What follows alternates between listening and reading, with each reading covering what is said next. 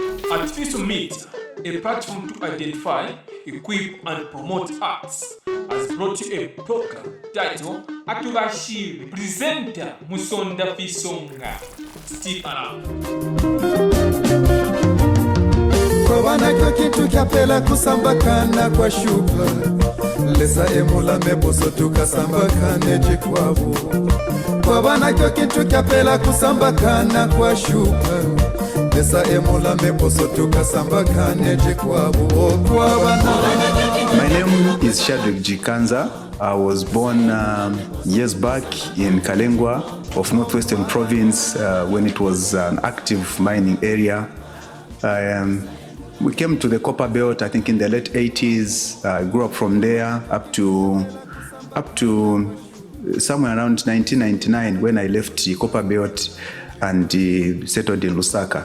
Right now I'm in Lusaka, and I've been in the music industry for quite some time, I think from 1994 through to date. So I can boast of some good 25 to 30 years in the music industry. Of course, not commercial. I've concentrated so much in the church type of music, where I've groomed quite a number of people in the evangelical church, which is my church currently. And I've been with a few musicians within Zambia, some of them that are now on the bigger stage in terms of music, those that I've interacted with. I think that's briefly about myself. I've recorded an album with the Emmanuel Choir of Chilenje Evangelical Church, and one of the songs that has seen growth in the church, that has gone viral within the church circles, is Kwawana, which is in Kaonda. I think I can just do briefly maybe the first line.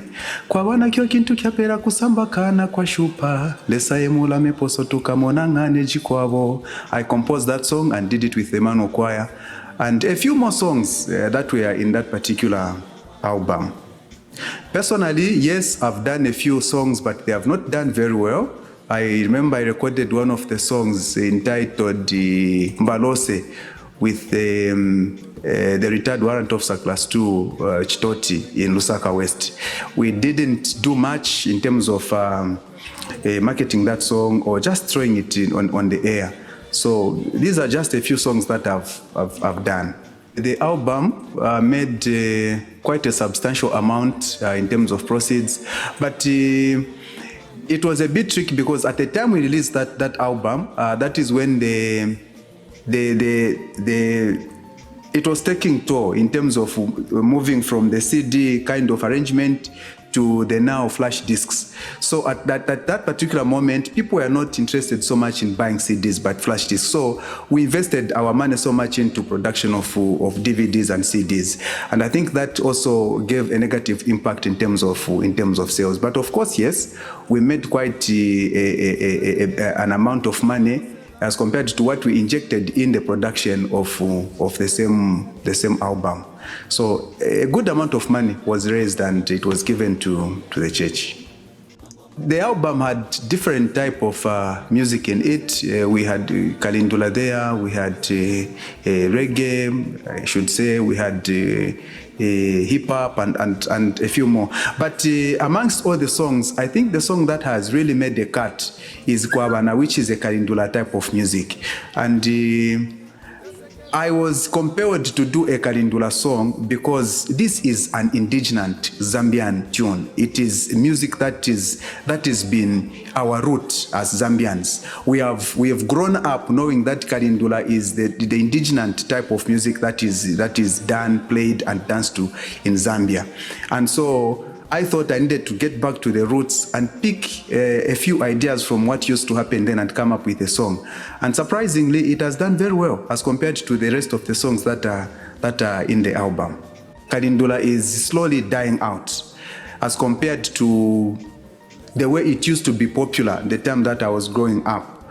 And for some reason, I want to understand that, yes, even if it used to be, it is our indigenous music, but I think people have outgrown it. People are exposed to different type of music that is being done around the world. So I don't think the appreciation to Kalindula is not as much as it used to be then. And maybe because we have not taken time to look at this type of Kalindula and what we can do to it in order for us to make the people today to appreciate and enjoy it the way they are enjoying the kind of music that is on the world market today. The possibilities are there that we can revive Kalindula. I love Kalindula so much, and I'm sure there are several others that are really feeling the pain that this music is slowly dying out. But all hope is not lost. I feel I'm trying to look at the way this kind of music used to be performed in the past. The people that used to play this Kalindula music were very basic in the type of instruments they were using. You agree with me that there were only probably 3 or 4 guitars in the name of a lead, rhythm, maybe 2 rhythm guitars, and of course a bass guitar, and a drum set, basically, and a few maybe bongos and some cowbells and the like. But if you compare today's music, how heavy and thick and enjoyable it is, it's because of the different sounds that have been brought in, with the coming in of the computers and the like. And so it has overtaken the quality that will come out from the basic guitars and drums only. And so if we need to improve on Kalindula, then we should think of combining the basic guitars with the types of sounds that we are having today in today's conventional type of music. In that way, then we are going to see the resumption or the revamping of Kalindula back into life. Otherwise, as it is now, I think we are losing it. Slowly, we are losing it.